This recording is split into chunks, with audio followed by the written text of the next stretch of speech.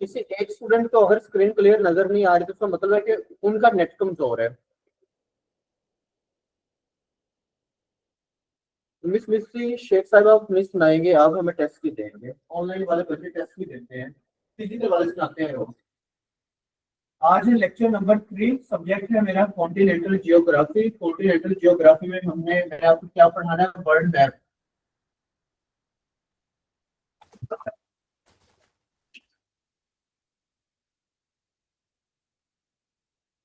लिहाजा जितनी जल्दी हो सके आप वर्ल्ड मैप लाजमी ले लें। डॉक्टर मुनव्वर साबिर साहब का ले लें, वो बेस्ट है। तो 300 प्लस का शायद किसी भी अच्छी कंपनी को क्या आपको मिल जाएगा। ठीक है, तो सब्जेक्ट है हमारा कॉन्टिनेंटल जियोग्राफी। कॉन्टिनेंटल जियोग्राफी में वर्ल्ड मैप की मदद से हम लोग पढ़ेंगे।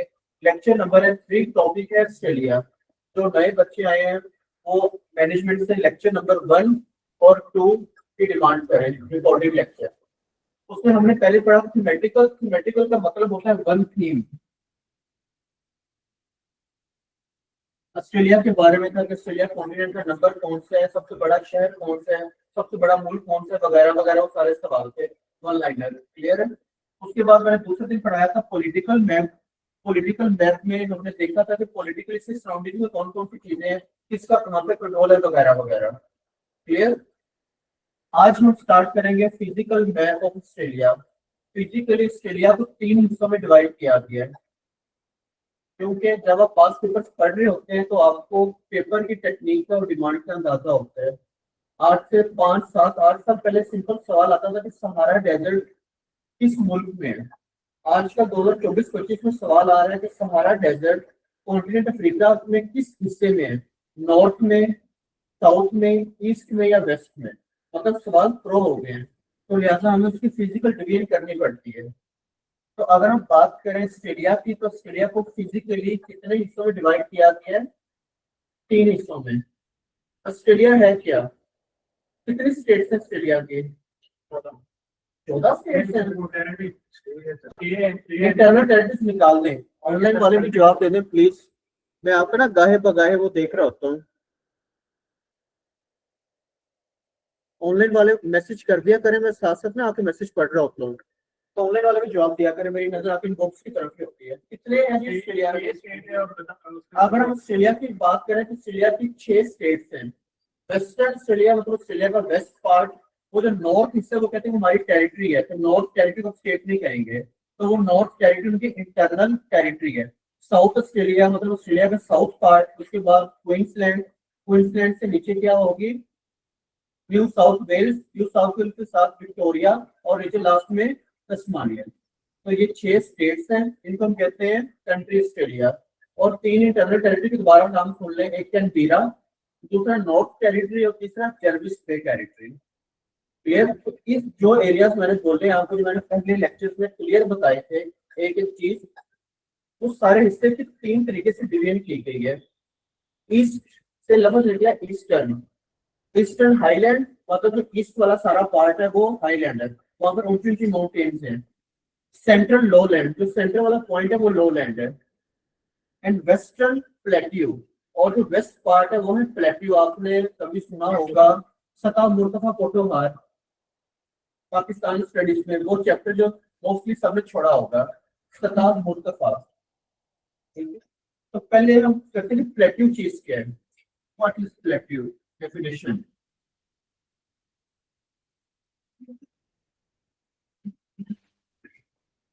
प्लेट्यू की डेफिनेशन लिखिए जी। स्पेलिंग है PLATEAU, plateau. Plateau is a large area of flat land. Flat कहते हैं हमवार।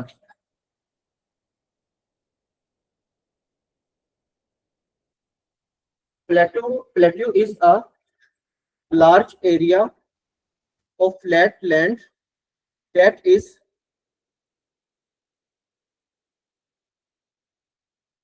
raised, मतलब उठा होना, that is raised,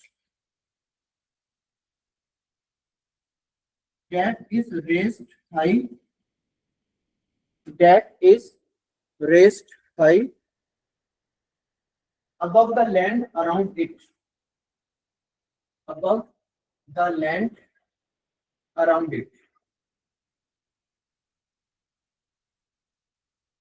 आपके पेपर में डेफिनेशन नहीं आनी, ठीक है, सिर्फ प्लेट्यू के नाम आते हैं। उर्दू में अगर मैं आपको बहुत ज्यादा आसान तरीके से समझाने की कोशिश करूँ तो प्लेट्यू कहते हैं एक ऐसा ग्राउंड जहाँ पर सारी जमीन फ्लैट है, हमवार है, लेकिन एक ऐसा पॉइंट है जहाँ पर जमीन ऊपर की तरफ अपवर्ड उठी हुई है। अब वो उठी हुई जमीन बाकी सराउंडिंग से ऊपर है और उसको सेपरेट करे तो उस पॉइंट को क्या कहेंगे? प्लेट्यू। आप उस पॉइंट को पहाड़ भी कह सकते हैं, उस पॉइंट को कहेंगे प्लेट्यू। एक ऐसा हमवार ग्राउंड जहां पर जमीन का कुछ हिस्सा ऊपर की तरफ उठा हुआ हो उसे क्या कहते हैं? प्लेट्यू कहते हैं। सिंपल सी डेफिनेशन है।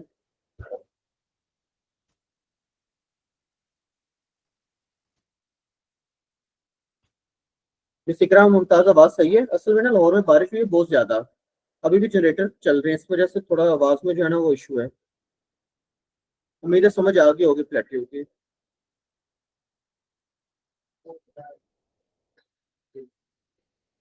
ऑनलाइन वालों को यहाँ तक समझ आ गई प्लेट्यू की?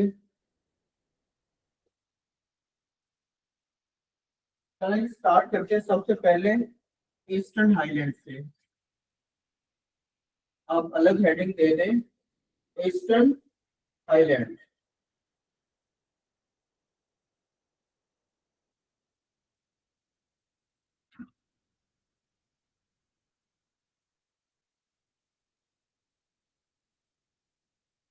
पहला सवाल लिखे, वर्ल्ड लॉन्गेस्ट माउंटेन रेंज। मैंने हाईएस्ट की बात नहीं की, मैंने लंबाई की बात की है। वर्ल्ड लॉन्गेस्ट माउंटेन रेंज इस एंडीज। दुनिया का सबसे लंबा पहाड़ी सिलसिला कौन सा है? एंडीज का। एंडीज किस कॉन्टिनेंट में? साउथ अमेरिका कॉन्टिनेंट में। ये इतनी लंबी है, तकरीबन 7,000 किलोमीटर प्लस इसकी लेंथ है। तो दुनिया का सबसे लंबा पहाड़ी सिलसिला, world longest mountain range is Andes. अगर आपसे पूछे वर्ल्ड हाईएस्ट माउंटेन पीक, तो फिर वो कौन सी होगी? कौन सी होगी? Mount Everest. ऑनलाइन वाले भी जवाब दे दिया करें। ये मिस हम इसको एंड पे रिपीट करूंगा। क्लियर है? पहला सवाल, वर्ल्ड लॉन्गेस्ट माउंटेन रेंज, दुनिया का सबसे लंबा पहाड़ी सिलसिला कौन सा है? Andes. Second longest mountain range,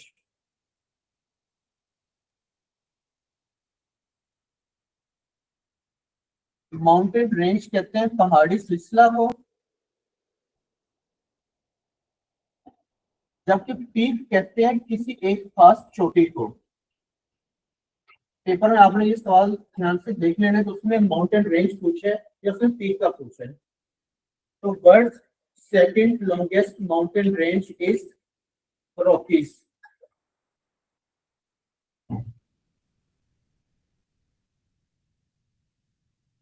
दुनिया का दूसरा लंबा पहाड़ी सिलसिला जो है वो रॉकीज है।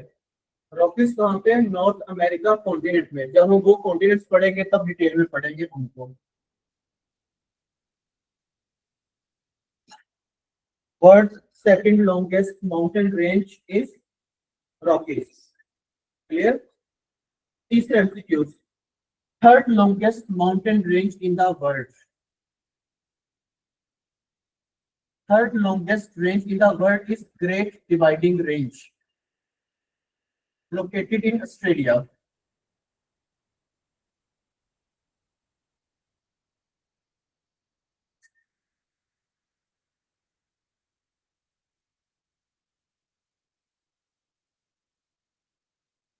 Third longest range in the world is Great Dividing Range. दुनिया का तीसरा लंबा पहाड़ी सिलसिला कहाँ पर वाक़ है? ऑस्ट्रेलिया में। उसका नाम क्या है? Great dividing range. तो मैंने आपको दो पहले भी करवा दिए ताकि पूरी लिस्ट आ जाए। क्लियर है? अब अगला सवाल, ये ग्रेट डिवाइडिंग रेंज ऑस्ट्रेलिया में किस जगह पे लाई करता है? East Australia, west Australia, south Australia या नॉर्थ ऑस्ट्रेलिया? तो क्या आंसर होगा? East Australia. Great dividing Range is located in eastern Australia, मतलब ऑस्ट्रेलिया का मशरकी पार्ट है, वहां पर ये पहाड़ी सिलसिला है। ऑनलाइन वालों को जहां भी समझ ना आए तो प्लीज मैसेज कर दीजिएगा, ताकि मैं आपके मैसेजेस जो है ना बार बार देखता रहूं।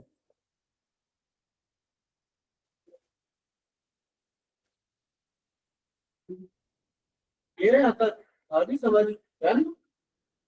Great dividing Range also known as, क्या नजर आ रहा है, ठीक है, ईस्ट ऑस्ट्रेलियन कॉर्डिलेरा। अब एक नई टर्म आ गई, कॉर्डिलेरा किसे कहते हैं। ग्रेट डिवाइडिंग रेंज को दूसरा क्या नाम दिया गया है, ईस्ट ऑस्ट्रेलियन कॉर्डिलेरा। कॉर्डिलेरा का स्पेलिंग है CORDILLERA, कॉर्डिलेरा।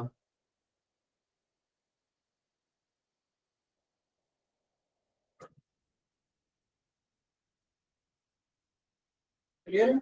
अब कॉर्डिलेरा की डेफिनेशन लिखे अलग से, कॉर्डिलेरा किसे कहते हैं।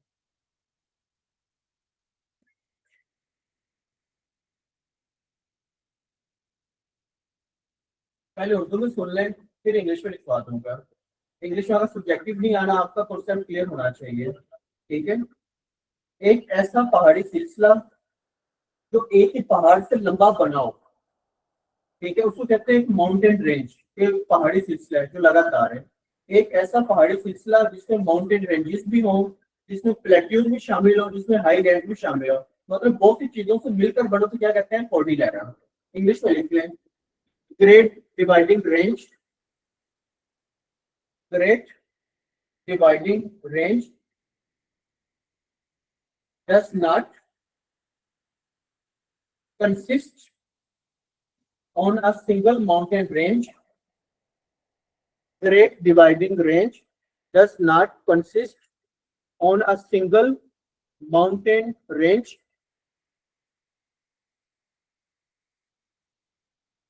comma, it is a it is a complex of it is a complex of mountain ranges, comma, plateaus and highlands and highlands, plateaus and highlands। वो ये बता रहे हैं कि ग्रेट डिवाइडिंग रेंज जो है वो असल में अलग अलग चीजों का मिक्सचर है। कुछ वहां पर माउंटेन रेंजेस है, कुछ वहां पर प्लेट्यूज है और कुछ वहां पर हाईलैंड्स है। इन तीनों चीजों को मिला के जो एक पहाड़ी सिलसिला बनता है उसको क्या कहते हैं, कॉर्डिलेरा। सिंपल डेफिनेशन ये है कि कॉर्डिलेरा एक माउंटेन पर कंसिस्ट नहीं करता, इनमें अलग अलग चीजों का मिक्सचर होता है, कम्प्लेक्स होता है। क्लियर है, मुझे समझ आ जाएगी। रॉकीज रेंज में सजीला कहाँ पे पीछे रुके हुए हैं आप, रॉकीज ये है। दूसरा जो बच्चे गलती करते हैं मूवमेंट, वो ये गलती कर रहे होते हैं कि मैं पढ़ा रहा होता हूँ आगे, ये ऑनलाइन वालों के लिए भी है और फिजिकल वालों के लिए भी है। आपने अगर लेट क्लास ज्वाइन की है तो आपने वो देखना जब मैं पढ़ा रहा हूँ, पिछला कहीं भी नहीं जाएगा। आपको जब रिकॉर्डिंग आएगी तो हर चीज वहीं पे होगी, तो स्पेशली मेरे साथ साथ रहा करें। क्लियर है, आगे लिखते हैं जी। आपकी ग्रेड डिवाइडिंग रेंज कहाँ पर है, it extends, grade dividing Range x tends, extend की स्पेलिंग है EXTEND,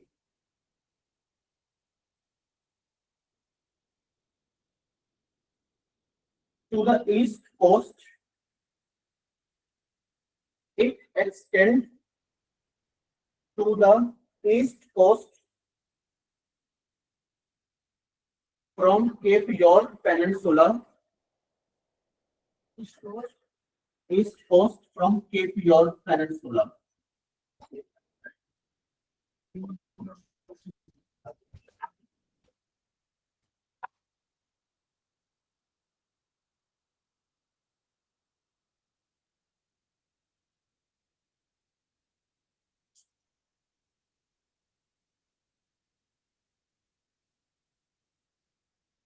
अब एक नई टर्म आगे पेनिनसुला किसे कहते हैं। आप जिस क्लास में बैठे हैं, आप जिस भी रूम में बैठे हैं, अगर आपके रूम के 3 साइड पर पानी है और एक साइड पर जमीन है, तो आपकी वो जगह क्या कहलाएगी, पेनिनसुला। जब आप मैप देख रहे होते हैं तो ऐसी जमीन जिसकी 3 साइड पर पानी हो और एक साइड पर लैंड हो, उसे क्या कहते हैं, पेनिनसुला।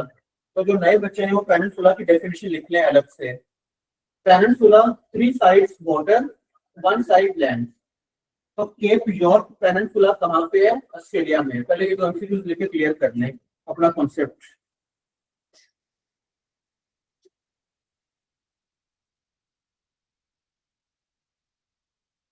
बाकी सारों का को भी मेरी आवाज नहीं आ रही है, सिर्फ मिसी शेख सादा का इशू आ रहा है, प्लीज मेंशन कर दें। Cap York peninsula Australia. पहले पेनिनसुला की डेफिनेशन लिख लें, 3 साइड्स वाटर, 1 साइड लैंड। तो सिलेक्ट करेंगे पेनिनसुला। अगला सवाल, केप यॉर्क पेनिनसुला कहाँ पे है, पाकिस्तान में है, ऑस्ट्रेलिया में, इंडिया में, कहाँ पे है। तो cap York peninsula is located in Australia.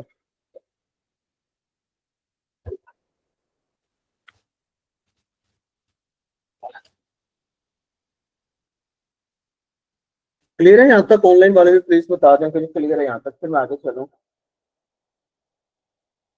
हम बात कर रहे थे ग्रेट डिवाइडिंग रेंज की। इट एक्सटेंड्स, ऑनलाइन वाले बता दें क्लियर है तो।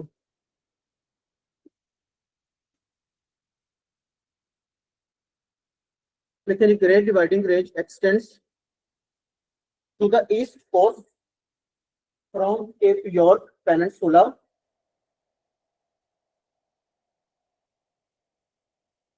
to Queensland, from Cape York Peninsula to Queensland.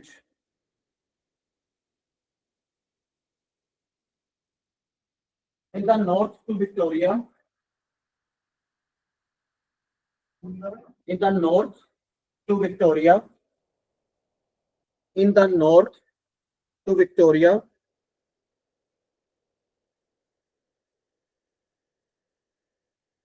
and continued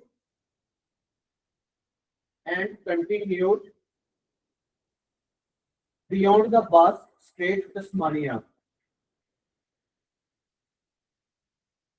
and continued beyond the Bass Strait, Tasmania. Word map है किसी के पास, ले आए वर्ड मैप पे दिखाता हूँ आपको, फिर ज्यादा समझ आ जाएगी। फिर जो इंग्लिश की स्पेलिंग का इशू हो रहा है वो नहीं होगा, डोंट वरी। ले आइए वर्ड मैप, लिंक कैमरे के आगे आ जाए जल्दी से। मतलब आप ले वर्ड मैप, जल्दी आ जाए।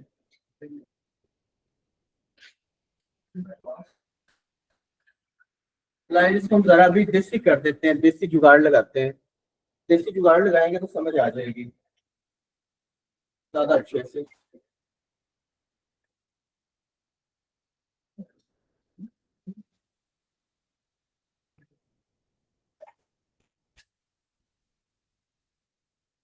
ऑनलाइन वालों को नजर आ रहा है जी वर्ल्ड मैप,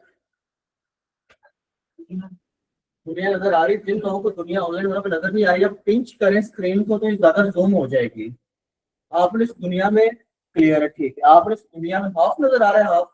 आप बस यही देखें भाई, दानिश अली साहब आप यही देखें, साहिबा कह रहा था आप ऑस्ट्रेलिया पे आए। अगर आप लोगों के पास खुद का मैप है तो ज्यादा बेहतर है कि ओपन कर लें। रोजाना आपने क्या करना है, जीके याद करने के लिए रोजाना वर्ल्ड मैप को आपने ऑस्ट्रेलिया को 10 से 15 मिनट देखना है ध्यान से। ये कलर जो भी आपको येलो नजर आ रहे हैं, किस चीज को शो कर रहा है, ऑस्ट्रेलिया की लैंड को, जमीन को। ठीक है, ऑस्ट्रेलिया के अगर हम पार्ट्स की बात करें तो ये है वेस्ट ऑस्ट्रेलिया, ये ऊपर लिखा हुआ है नॉर्थ टेरिटरी। आपके पास अगर अपने वर्ल्ड मैप को राउंड करते जाए, ये है साउथ ऑस्ट्रेलिया, ये है क्वींसलैंड, नीचे है न्यू साउथ वेल्स, उससे नीचे है विक्टोरिया, और नीचे छोटी स्टेट है तस्मानिया। ठीक है, हमने बात की ग्रेट डिवाइडिंग रेंज की। तो जब भी आपके पास मैप ओपन होगा, आपने जो है वो यहाँ पर आ जाना बगैर वीजा के ऑस्ट्रेलिया में। ठीक है, वो आप अपने क्लासरूम में नहीं, आप लोग ऑस्ट्रेलिया में हैं। आप इस पॉइंट पे खड़े हैं तो सामने जो है वो पॉइंट नॉर्थ, नीचे साउथ, आपके राइट वाला ईस्ट और आपके लेफ्ट वाला वेस्ट। क्लियर। अगर हम इस डायरेक्शन की बात करें तो ऑस्ट्रेलिया का ईस्ट पार्ट कौन सा बनता है, ये वाला हिस्सा। तो ईस्ट पार्ट में कौन कौन सी स्टेट्स आ रही हैं, Queensland, New South Wales, Victoria और नीचे तस्मानिया। ठीक है, तो हमने बात की पहले great dividing range. Great dividing range दुनिया का तीसरा लंबा पहाड़ी सिलसिला है। कहाँ पे है, ऑस्ट्रेलिया में। ऑस्ट्रेलिया किस पार्ट में, ईस्ट में है, वेस्ट में है, कहाँ पे है, ईस्ट में है। कहाँ से स्टार्ट होता है, कैप यॉर्क पेनिनसुला से। तो वो कैप यॉर्क पेनिनसुला कौन सा, वो ये पॉइंट है, ये वाला। ये जो आपको टॉप की नजर आ रही है ना, यहाँ पर मैंने टिक भी कर दी है। इस पॉइंट पे आप लोग लिखेंगे केप यॉर्क पेनिनसुला। इस पॉइंट में अब आप लोग आगे तो देखेंगे ईस्ट की तरफ ब्लू पानी, वेस्ट की तरफ ब्लू पानी, नॉर्थ की तरफ पानी। सिर्फ एक तरफ ये येलो कलर का लैंड है, तो डेफिनेशन पूरी होगी, three sides water, one side land. तो इस पॉइंट पे आप लोग लिखेंगे केप यॉर्क पेनिनसुला, ताकि हमेशा याद रहे। हर चीज वर्ड मैप पे मेंशन नहीं होती। ठीक है, तो ग्रेट डिवाइडिंग रेंज कहाँ से स्टार्ट होती है, कैप यॉर्क पेनिनसुला से स्टार्ट होती है, और इस कोस्ट के साथ साथ जाती जाती तस्मानिया तक आती है। बस यही बात समझाने वाली थी। तो अगर आपको जुबानी समझ आ गई तो फिर भी काम चलेगा। इन चीजों की आपको तभी समझ आएगी जब आप लोग मैप को रोजाना 5-10 मिनट बस देखेंगे ध्यान से कि कौन सी जगह कहाँ पे है। आपको इतना पता हो कि क्वींसलैंड ऑस्ट्रेलिया में ईस्ट साइड पे है या वेस्ट पे है। तो क्वींसलैंड कहाँ पे है, ईस्ट। क्वींसलैंड से नीचे कौन सी स्टेट है, New South Wales. New South Wales के नीचे कौन सी आ रही है, विक्टोरिया। विक्टोरिया से नीचे कौन सी आ रही है, तस्मानिया। ये सारी बनेगी ईस्टर्न पार्ट। ठीक है, तो वर्ल्ड मैप जीके आपको तभी समझ आएगा जब आप मैप को रोजाना 5-10 मिनट देखेंगे। तो हमें वही बात की, ग्रेट डिवाइडेड रेंज कहाँ पे है, ईस्टर्न स्टेट्स में। और ईस्टर्न कौन सी बनती है, ये वाली। क्वींसलैंड से लेके साउथ वेल्स, विक्टोरिया से लेके तस्मानिया तक, ये यहाँ पर सारा ग्रेट डिवाइडिंग रेंज का पहाड़ी सिलसिला है, जो मैप में मेंशन नहीं है। इसलिए आपको लेना पड़ता है एटलस, और एटलस अगर आपको जियोग्राफी सब्जेक्ट है ना तो फिर ले करना जरूरत नहीं है। उम्मीद ऑनलाइन वालों को समझ आ गई होगी।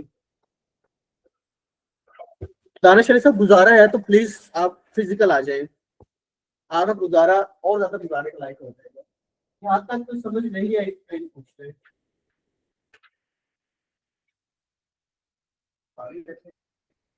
ऑनलाइन वाले स्पेशली बताएं जी, कुछ चीज तो समझ नहीं आई तो हुक्म करें, नहीं तो फिर मैं आगे बढ़ूँ।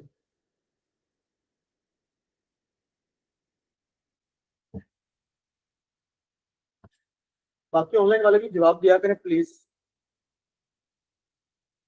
क्योंकि अक्सर ऐसा होता है कि मुझे स्टूडेंट मैसेज कर रहे होते हैं कि हमें इस चीज का जवाब बताएं, तो आगे से मेरे एक ही रिप्लाई थे, हु आर यू। कि अगर आप मुझे क्लास के अंदर ही मेरे से मुखातब नहीं होगे, मैं आपका नाम नहीं पढ़ूंगा, तो मुझे कैसे पता चलेगा मेरे कौन से स्टूडेंट हैं। हम तो दिन में बहुत सारी क्लासेस पढ़ा रहे होते हैं, तो मैं आपको एंटरटेन नहीं कर पाऊंगा। जैसे अब दानिश अली साहब का मुझे नाम याद हो गया है, इस तरह नाम आ जाते हैं दिमाग में। चले जी, क्लियर है, आगे लिखे।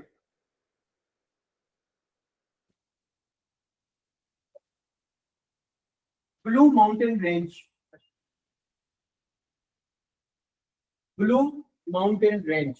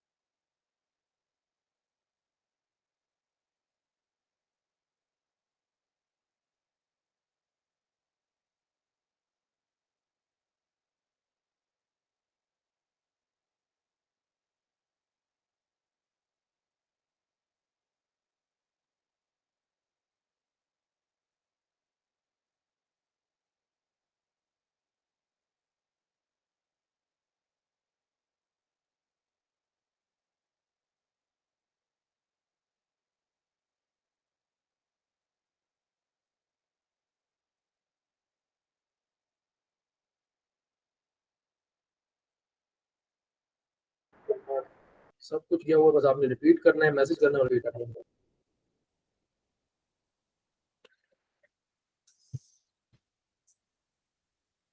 यही है ना, देख ले ऑडियंस आपकी यही है ना, यही होगी है।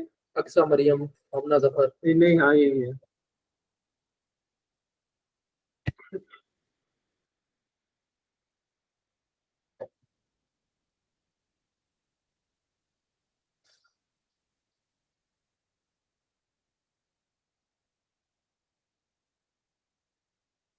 मैसेज कर दो।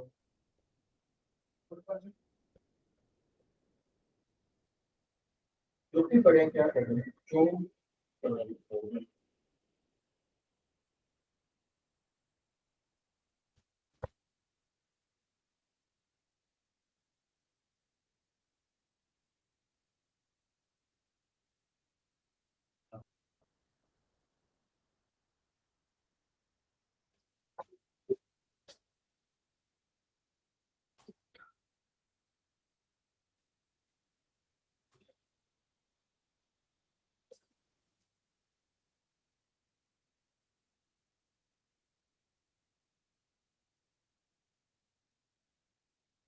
थोड़ा सा आगे कर लेते हैं, कर लेते हैं। वो हो गया।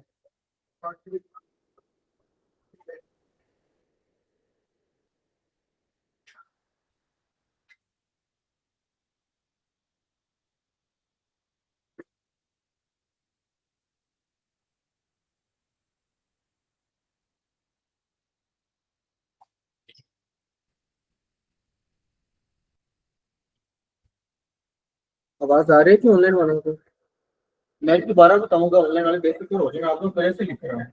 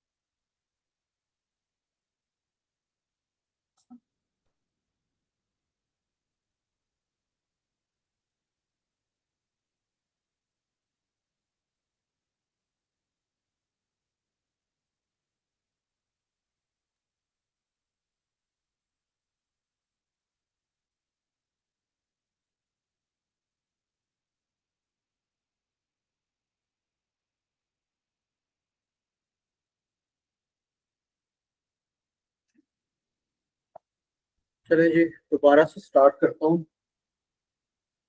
मतलब यहाँ से जो है वो सिस्टम ऑफ हो गया था हमारा। ग्रेट डिवाइडिंग रेंज के बाद सवाल था ब्लू माउंटेन रेंज।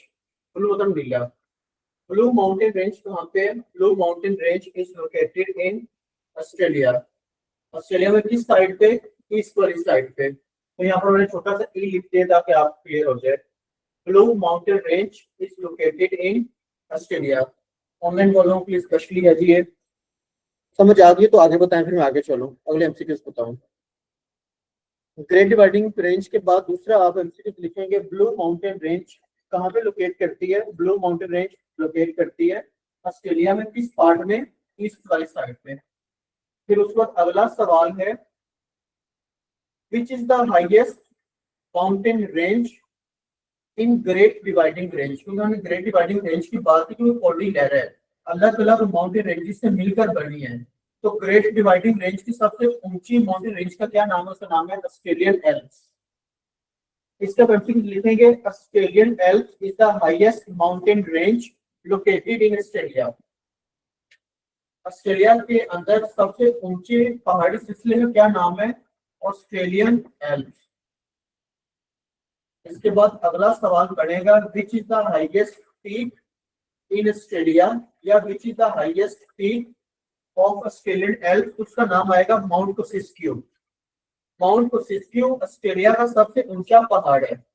इसकी कितनी ऊंचाई है? 2228 मीटर, जो फुट में बनती है 7310 फीट। माउंट कोसिस्क्यू जो ऑस्ट्रेलिया की सबसे ऊंची पहाड़ी सिलसिला, वो किस, जो सबसे ऊंची पहाड़ी चोटी है किस पहाड़ी सिलसिले में है? ऑस्ट्रेलियन एल्प्स में। और ऑस्ट्रेलियन एल्प्स कहाँ पे? ये ग्रेट डिवाइडिंग रेंज में है। लेकिन ये कितने एमसीक्यूज लिख लें ऑनलाइन वाले। पहले एमसीक्यूज आप लोगों ने लिख लिए कि ग्रेट डिवाइडिंग रेंज जो है वो दुनिया का तीसरा लंबा पहाड़ी सिलसिला ऑस्ट्रेलिया में है। दूसरा एमसीक्यूज, ग्रेट डिवाइडिंग रेंज में सबसे बड़ी ऊंची पहाड़ी चोटी का नाम, उसका नाम है ऑस्ट्रेलियन एल्प्स। इसकी सबसे ऊंची पीक का नाम माउंट कोसिस्क्यू। क्लियर है? तो बताएं, फिर मैं आगे चलूं।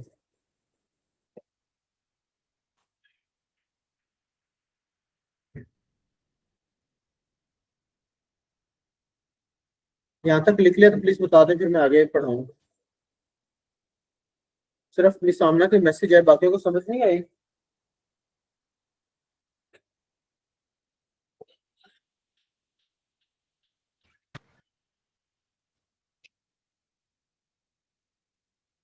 आ गई ये समझ? चला है, ठीक है। फिर रिपोर्ट सवाल मैंने करवाया, पुरसुक जाया। पुरसुक जाया भी एक पहाड़ी चोटी का नाम है। Puncak Jaya is the highest mountain peak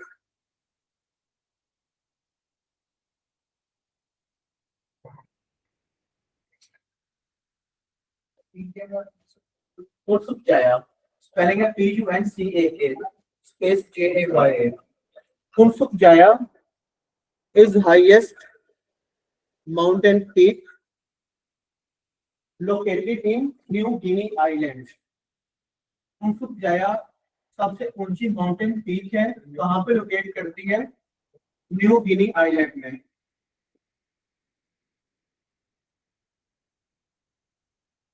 आप न्यू गिनिया नहीं कहना, न्यू गिनी लफ्ज है। NAW space GUINA। Miss Sheikh, आपने बड़ा लेट ज्वाइन किया, सारा पेज नहीं कह सकता। आपने क्लास को बड़ा लेट ज्वाइन किया और रिकॉर्डिंग सुनिएगा। फिर जो आप पढ़ा रहा हूँ उसको ध्यान दें। पुरसुक जाया जो है वो सबसे हाईएस्ट पीक है, कहाँ पे लोकेटेड करती है? न्यू गिनी में। और इसकी हाइट कितनी है? 4884 metre. New Guinea is an island. New Guinea क्या है? एक आइलैंड है, मतलब एक जजीरा है। आइलैंड क्या होते हैं? अगर आपकी जमीन के चारों साइडों पर पानी है तो उसे क्या कहेंगे? आइलैंड। तो पुरसुक जाया का सवाल बनेगा कि दुनिया के अगर हम जजीरों की बात करें तो पुरसुक जाया जजीरों में मौजूद सबसे ऊंची पीक है। Puncak Jaya is the highest mountain peak located in New Guinea island among all other islands in the world. अगर हम दुनिया के सारे जजीरों की बात करें तो उन सारे जजीरों की सबसे ऊंची पीक का क्या नाम है? पुरसुक जाया, जिसकी ऊंचाई है 4884 मीटर, जो किस आइलैंड में है? न्यू गिनी आइलैंड में है। आगे तो समझ ऑनलाइन वालों को एमसीक्यूज की भी इंग्लिश में दोबारा लिख लें। पुरसुक Jaya is the highest mountain peak which is located in New Guinea Island, full stop. It is the highest mountain peak located in an island among all other islands in the world. अगर हम पूरी दुनिया के जजीरों की बात करें तो पुरसुक Jaya सबसे ऊंची पीक है जो जजीरे में वाक़ न्यू गिनी में है। बाकी रिकॉर्डिंग को सुनिएगा तो आपको और अच्छी समझ आ जाएगी। उसके बाद मैंने स्टार्ट करवाया वेस्टर्न प्लेट्यू। अब ऑस्ट्रेलिया का वेस्ट पार्ट, ऑस्ट्रेलिया के वेस्ट पार्ट में 2/3 एरिया कवर किया हुआ है कॉन्टिनेंट ऑस्ट्रेलिया का। तो पहले एमसीक्यू बनेगा, western Australia covers 2/3 area of Australia, 2/3।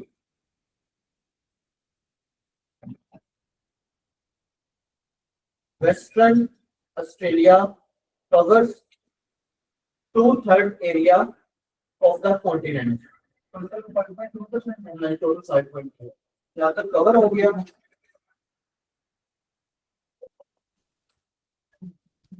Online वाले बच्चे अगर जवाब नहीं देंगे तो फिर मेरे लिए बड़ा मुश्किल हो जाएगा आप लोगों को बताना। तो अगर आप लोगों को समझ आ रही है तो फिर भी बता दें, नहीं आ रही तो फिर तो लाजमी बता दें।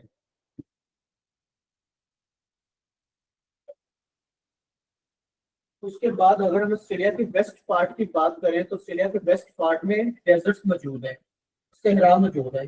अब कौन कौन से सहरा है? पहला है ग्रेट विक्टोरियन, दूसरा है ग्रेट सैंडी, तीसरा है गिब्सन और चौथा है तनामी। ये चारों सहरा कहाँ पर है ऑस्ट्रेलिया में? ऑस्ट्रेलिया के किस पार्ट में? वेस्ट पार्ट में। Great Victorian is largest.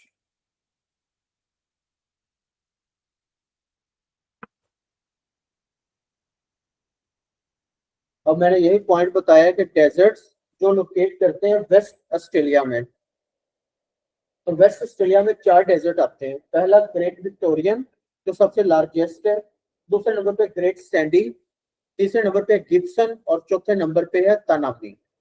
ये 4 डेजर्ट ऑस्ट्रेलिया के हैं जो वेस्ट पार्ट में मौजूद हैं।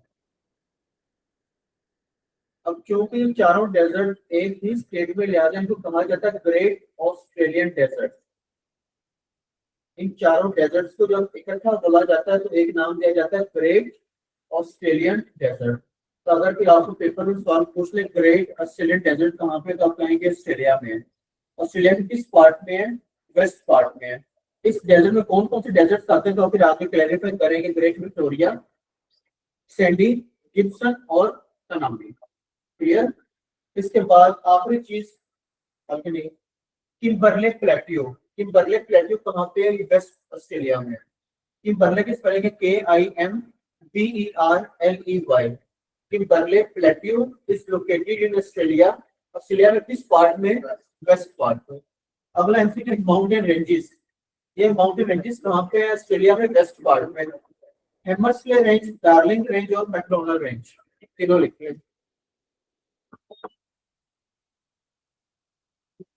3 माउंटेन रेंजेस। पहला है Hamersley range, hammer HAMERSLEY। Hamersley range कहाँ पे है? ऑस्ट्रेलिया में। डार्लिंग रेंज कहाँ पे है? ऑस्ट्रेलिया में। मैकडोनल्ड रेंज कहाँ पे है? ऑस्ट्रेलिया में। अब आगे अगला सवाल ऑस्ट्रेलिया के किस पार्ट में, तो उसका आंसर होगा वेस्टर्न प्लेट्यू में, मतलब वेस्टर्न पार्ट में। तो प्लेट्यू के साथ में आगे लिख देता हूँ डेजर्ट्स भी, ताकि आप हमेशा याद रहे। ऑस्ट्रेलिया की जो ईस्ट साइड है वहां पर ऊंची पहाड़ी चोटियां ज्यादा है। ऑस्ट्रेलिया की जो वेस्ट साइड है वहां पर प्लेट्यूज और वहां पर सहरा ज्यादा है, और कुछ रेंजेस भी हैं, वो भी मैंने लिख दिए हैं।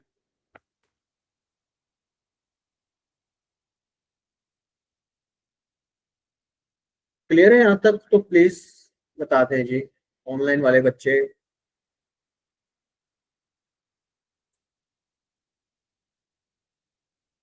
तो सो गए हैं, जाग जाए और बता दें क्लियर है।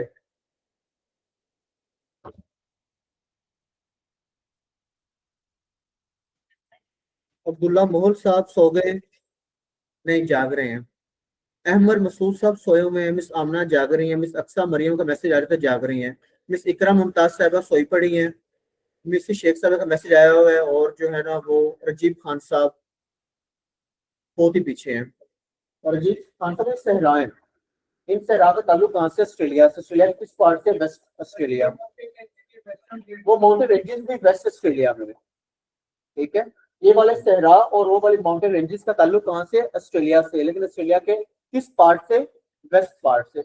जो माउंटेन रेंजेस की उनका ताल्लुक कहाँ से? ईस्ट ऑस्ट्रेलिया से, क्योंकि मैंने लिखा हुआ है कि ईस्ट में हाईलैंड्स हैं और वेस्ट में प्लेट्यूज और डेजर्ट्स हैं। क्लियर है? बाकी अब दोबारा लेक्चर की रिकॉर्डिंग सुन लेंगे तो और ज्यादा क्लियर हो जाएगा। अब आगे चलते हैं, अगला सवाल। अमूमन पेपर में सवाल आता है रूलर बार प्लेन्स।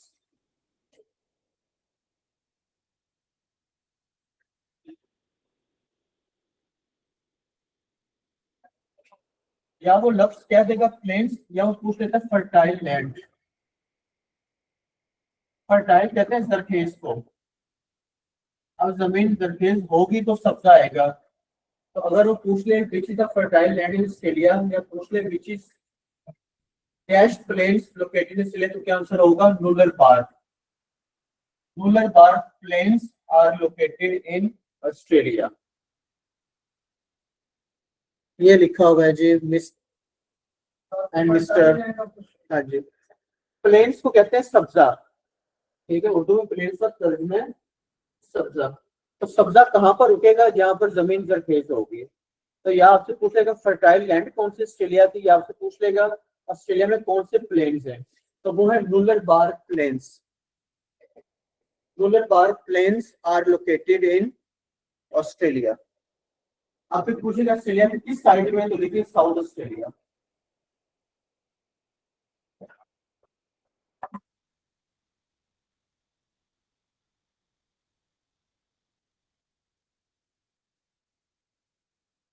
क्लियर है?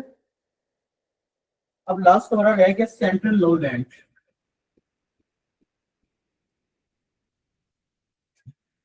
अब थर्ड हेडिंग बनेगी सेंट्रल लोलैंड।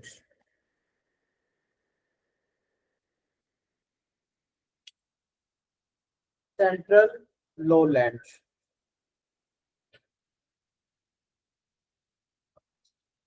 देखिए, central lowland separates eastern highland from western plateau. Central lowland किस किस को अलग कर रही है? ईस्ट पॉइंट को अलग कर रही है वेस्ट से। Central lowland separates eastern highland from western plateau.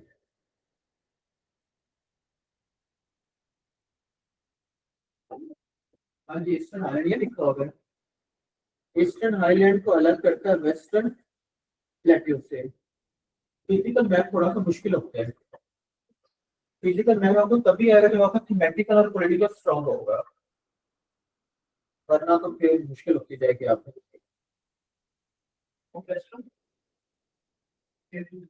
Eastern highland को वेस्ट से क्या से अलग करती है? Central lowland. और एमसीक्यूज लिखे in central lowland. In central lowland the land lies below 153 metre elevation. Central lowland के अंदर क्या होता है? जो जमीन है वो 153 मीटर एलिवेशन पे है। In central lowland the land lies at 153 metre elevation. 153 metre elevation.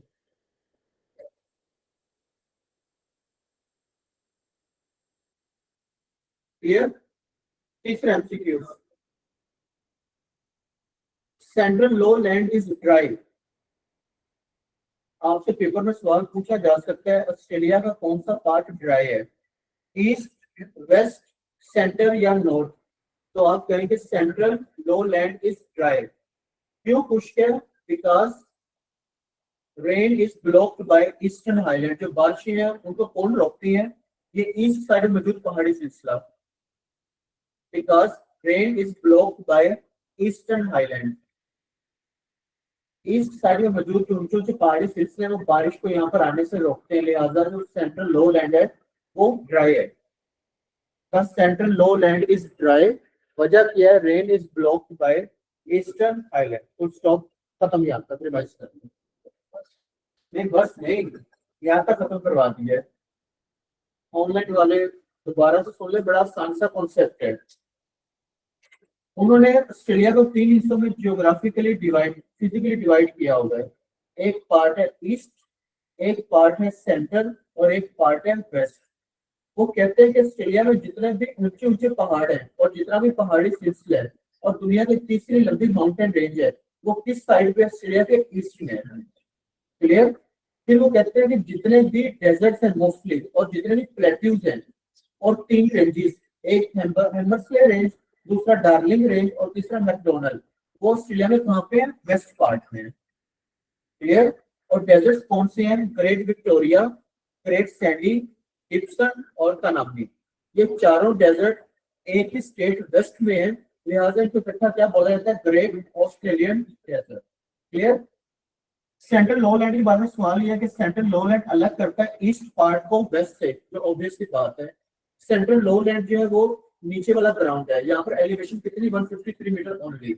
और तीसरा ये ड्राई है। ड्राई क्यों है, क्योंकि जो बारिशें हैं वो रुकती हैं, किस वजह से, ईस्टर्न हाईलैंड्स की वजह से। सिंपल सा कॉन्सेप्ट है, आराम से फोन से इसको याद करें, समझ आ जाएगी। अब ऑनलाइन वालों को समझ आ गई है तो प्लीज बता दें।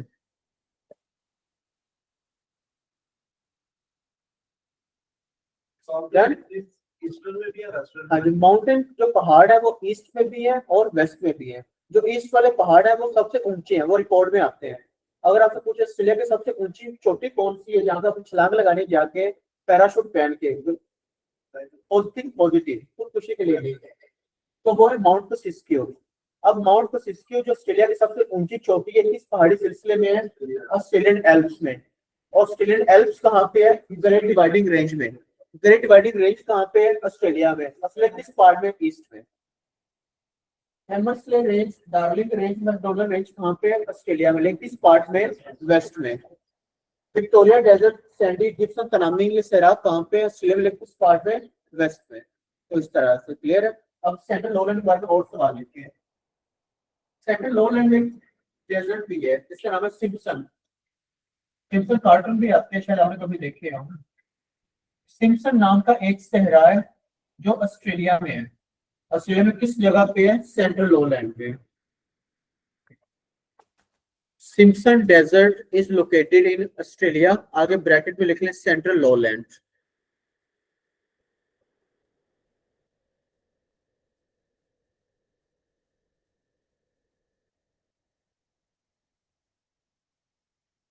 It is famous for its redness, ये अपने लाल होने की वजह से बड़ा मशहूर है। यहाँ पर है रेड सैंड ड्यून्स, ये आपको गूगल पे इसकी फोटो देखना होगी। सॉल्ट पैंस की वजह से, मतलब वहां पर जो है वो लाल रंग की रेत का ढेर है, चाहे लाल रंग की रेत। तो it is famous for red sand dunes. तो आप इसी गूगल पे फोटो देखेंगे तो आपको लाल रंग की रेत नजर आएगी, जो अलग अलग हिस्सों में मुश्तमिल होगी, तो आपको उसकी समझ आ जाएगी। सिम्पसन डेजर्ट कहाँ पे है, ऑस्ट्रेलिया में, किस पार्ट में, सेंटर में। और ये क्या काम करते हैं, यहाँ it is famous for red sand dunes.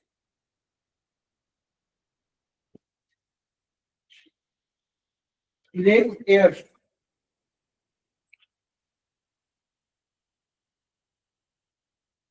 मैंने आपको जब पहला लेक्चर था तो मैंने आपको बताया था कि आप इसको आयरी नहीं कहना, इसका साउंड आता है एयर। लेक एयर स्पेलिंग होगी EYRE। Lake Eyre is largest lake located in Australia. Australia की सबसे बड़ी लेक का क्या नाम है, लेक एयर। स्पेलिंग है EYRE, लेकिन प्रोनाउंसिएशन है air, AIR air. Lake Eyre is also known as Kati Thanda. हाँ जी, मैं सामना वही पे ही है।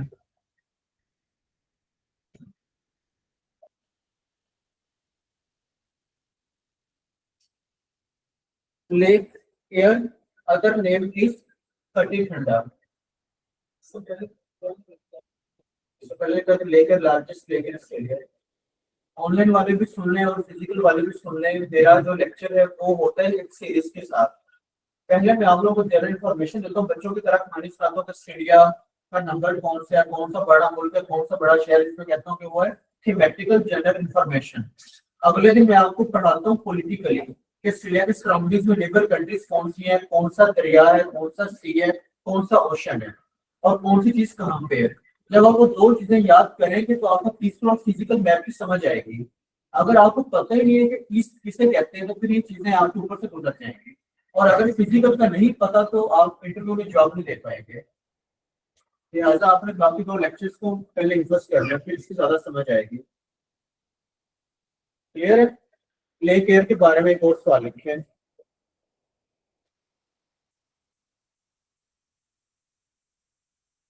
और जब भी ना लिखिए फिर आपको चले लिख लें।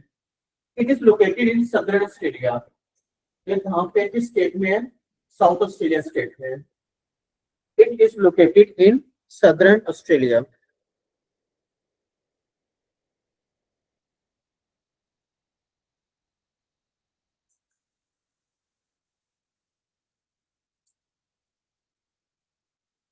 ठीक है, एक और फ्यूचर लिख लें, सेंट्रल लोलैंड कहाँ पे, समझ तो आपको नहीं आएगी लेकिन आ जाएगी, लिख लें कोई बात नहीं।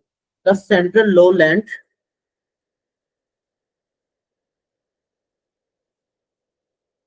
extend from the Gulf of Carpentaria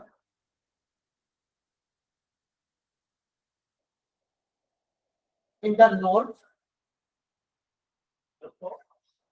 Gulf of Carpentaria। वही लिख रहा हूँ, पहले पता समझ नहीं आएगी इसलिए फिर मैंने कहा कि आ भी जाएगी।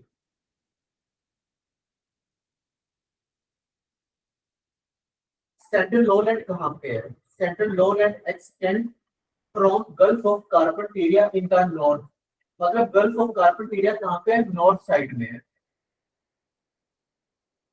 To south coast of Australia, मतलब नॉर्थ से लेकर साउथ तक, या तो मैप खोल के दिखाता हूँ, पहले एमसीक्यूज लिख लें। Central lowland extend from gulf of Carpentaria in the north to south coast of Australia. ठीक है, अब मैप लिखते हैं, अब आपको बताओ ये क्या चीज है। चले भी सामना लेक एयर के पीछे भाग रही है, तो भाई लेक एयर को छोड़ के जो पढ़ा रहा हो तो वहां पर आया करें, जल्दी आ जाएंगे, फील करना मैं अलग ही क्लास करूंगा।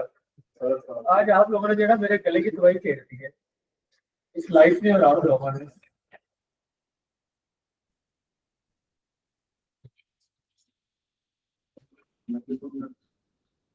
पहले सुन लें डेफिनेशन गल्फ क्या होता है। अगर आप जिस कमरे में बैठे हुए हैं ऑनलाइन वाले स्पेशली और आप लोग भी, आपके रूम के चारों साइडों पर पानी आ जाए तो आपका रूम बन जाएगा आईलैंड। आपने आइस लैंड कभी नहीं कहना, आई लैंड मतलब जजीरा। ठीक है, आपके रूम के चारों साइडों पर जमीन हो तो आपका रूम क्या बन जाएगा? Land lock. वो लैंड जो लॉक है जमीन के साथ, आपके रूम के तीन साइड पर पानी और एक साइड पर जमीन हो तो वो बन जाएगा पेनिनसुला।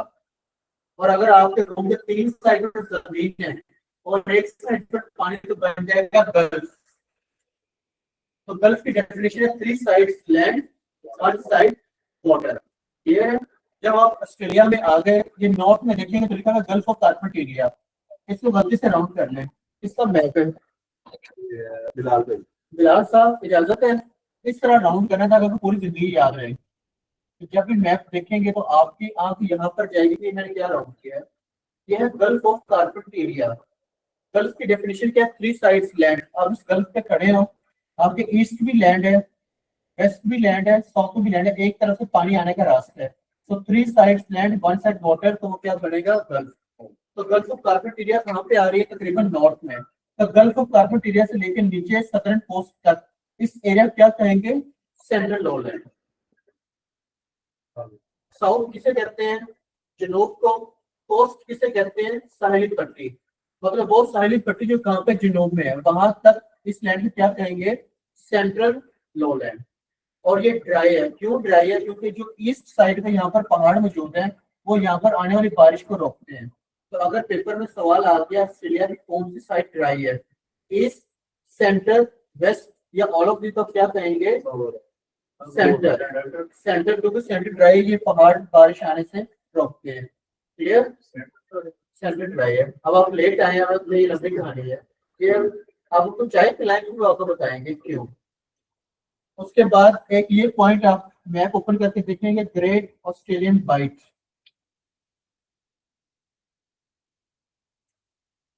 बाइट की स्पेलिंग है BIGHT बाइट।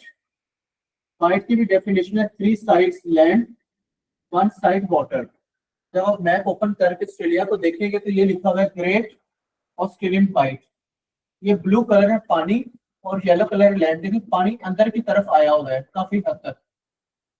तो वहां पर मेंशन भी है ग्रेट ऑस्ट्रेलियन बाइट। बाइट की definition three sides land, one side water. ये गल्फ से साइज में बड़ा, गल्फ का बड़ा था ये। क्लियर? इसके साथ एक और छोटा सा पॉइंट है ये वाला, ये है गल्फ ऑफ स्पेंसर।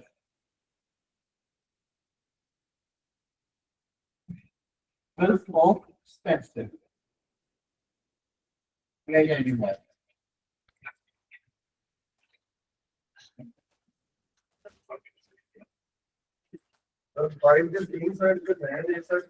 हाँ जी, अब्दुल्ला मोल से इस तरह के सवाल पेपर में या 2 नंबर से लेके 10 नंबर तक आते हैं पीपीएससी में। पीपीएससी आप 2024 के पास पेपर पढ़े ना तो ज्योग्राफी लाजमी आता है, हर सब्जेक्ट की लाजमी आता है। लेकिन पीपीएससी की नई टेक्निक है कि जो सब्जेक्ट आएगा वो उनकी मर्जी है, वो 10 नंबर का भी पूछ सकते हैं, 12 नंबर का भी पूछ सकते हैं, 2 नंबर का भी पूछ सकते हैं। इसलिए आपको तैयारी ढेर सारी करनी पड़ेगी। नहीं यार, बस क्यों, बस तो बाहर है।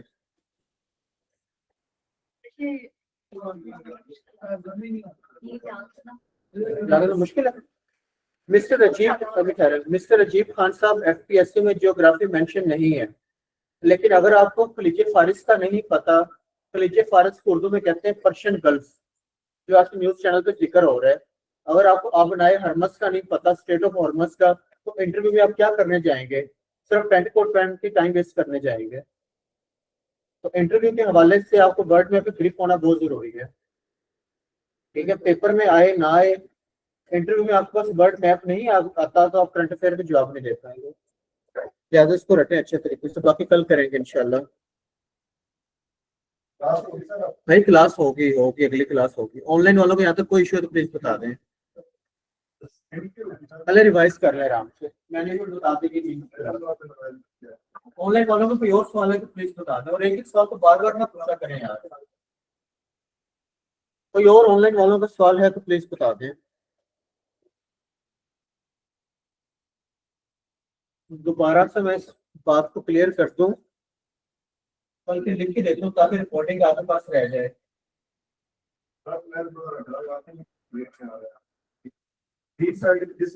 आप उनको बताएगा जरा ना, फिर रिकॉर्डिंग हो जाएगी। मैं जरा ऑनलाइन वालों को समझाता हूँ। अगर हम पीपीएससी की टेक्निक को देखें और एफपीएससी की, हमारे पास जो है वो हर तरह से बच्चे तैयार बैठे होते हैं। अगर तो आपने किसी स्पेसिफिक नौकरी की तैयारी की है तो फिर आप लोग मेरी नजर में फारिग हैं।